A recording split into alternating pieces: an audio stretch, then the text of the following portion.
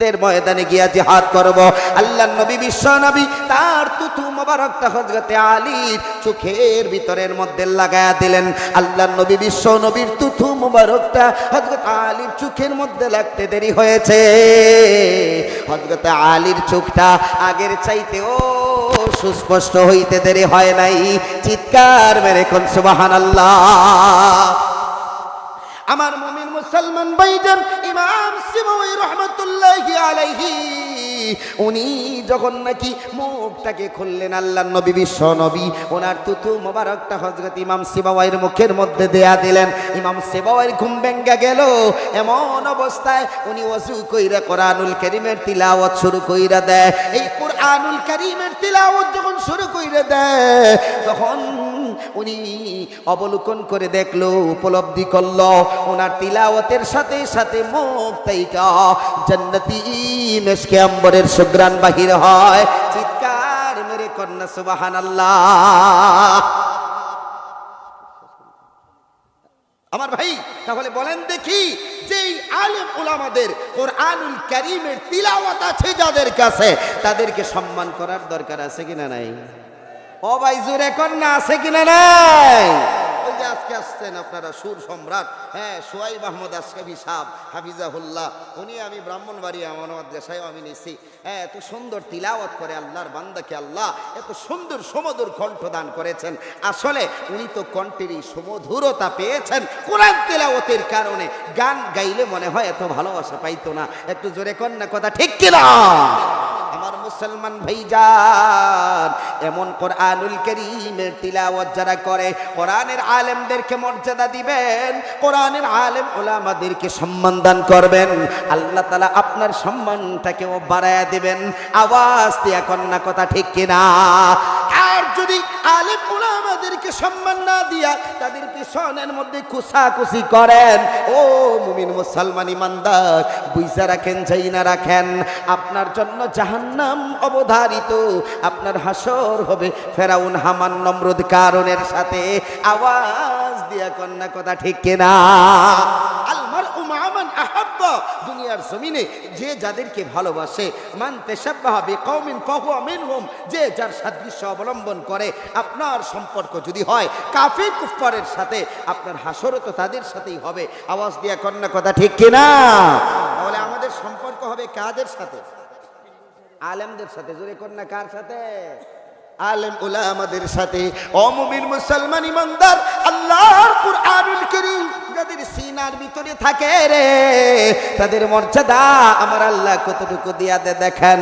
আল্লাহর নবী বিশ্ব নবী সাল্লাল্লাহু আলাইহি ওয়াসাল্লামের একজন জলিলুল কদর সাহাবী হযরত উবাই ইবনে কাব রাদিয়াল্লাহু তাআলা আনহুর নামটা আপনারা শুনে থাকবেন। নবীজির সাহাবী হযরত উবাই ইবনে কাবকে নবীজি ডাক দেয়া বললেন, রে উবাই ইবনে কাব, তোমার জবান থেকে আমি কোরআনুল কারীমের তিলাওয়াত শুনতে চাই। জোরে করুন আল্লাহু আকবার। নবীজির উপরে কোরআনুল কারীম নাজিল হয়েছে, যেই নবীর কাছে কোরআনের আয়াতগুলো নাজিল হইল, যার তিলাওয়াতটা আল্লাহর কাছে খুবই পছন্দ, যার কণ্ঠস্বরের কোনো তুলনা হয় না, তামাম দুনিয়ার সমস্ত কণ্ঠ মিলাইলেও আল্লাহর নবী বিশ্ব নবীর কণ্ঠের 1 কোটির 1 অংশ হবে না। আওয়াজ দিয়া কন্যা, কথা ঠিক কিনা? সেই নবীজি কয়, উবাই ইবনে কাব, কোরআনুল কারীমের তিলাওয়াত কইরা আমাকে শোনাও। এবার নবীজি সাল্লাল্লাহু আলাইহি ওয়াসাল্লাম যখন এই কথা বললেন, উবাই ইবনে কাব ডাক দিয়া কয়, ওগো নবীজি, যেই নবীজির কাছে কোরআনুল কারীমের আয়াতগুলো নাজিল হয়েছে, যাকে আল্লাহ তাআলা কুদরতি কণ্ঠ দান করেছে, যার কণ্ঠের মধ্যে এত মধুরতা, তাকে আমি কোরআনুল কারীমের তিলাওয়াত কেমনে শোনাবো? আশ্চর্য বোধ করলেন। আল্লাহর নবী বিশ্ব নবী ডাক দিয়ে বলেন, রে উবাই ইবনে কাব, আমি নবীজি কোরআনুল কারীমের তিলাওয়াত শুনতে চাই নাই রে, তুমি উবাই ইবনে কাবের কাছ থেকে স্বয়ং আল্লাহ কোরআনুল কারীমের তিলাওয়াত শুনতে চাইছেন।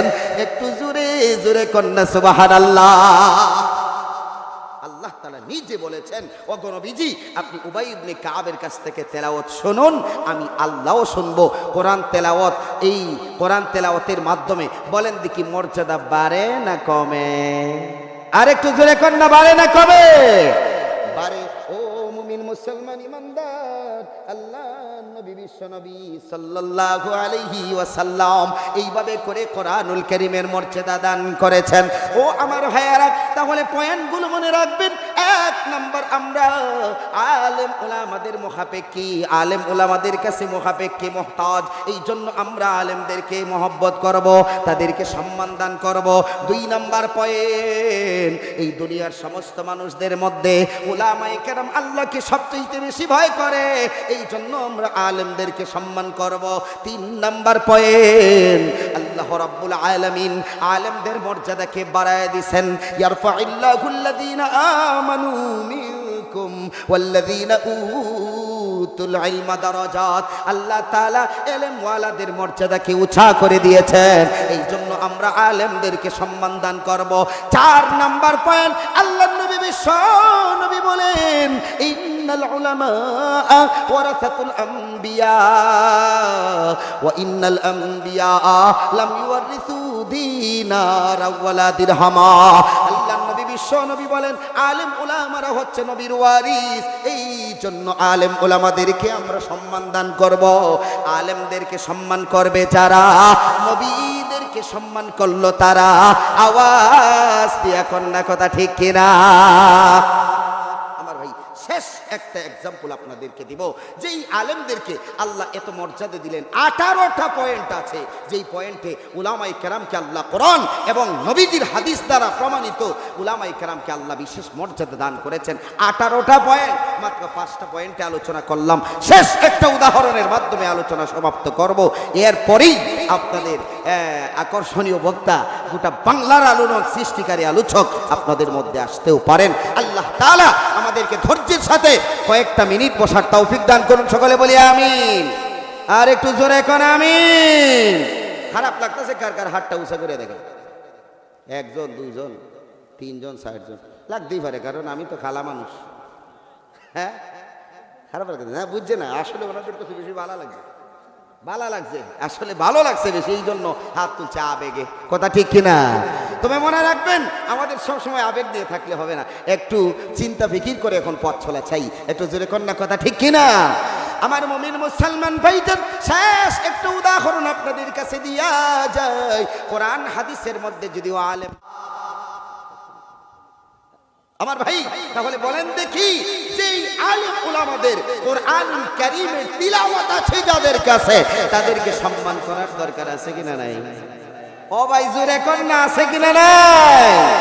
আজকে আসছেন আপনারা সুর সম্রাট, হ্যাঁ, সোহাইব আহমদ আশরাফি সাহেব হাফিজা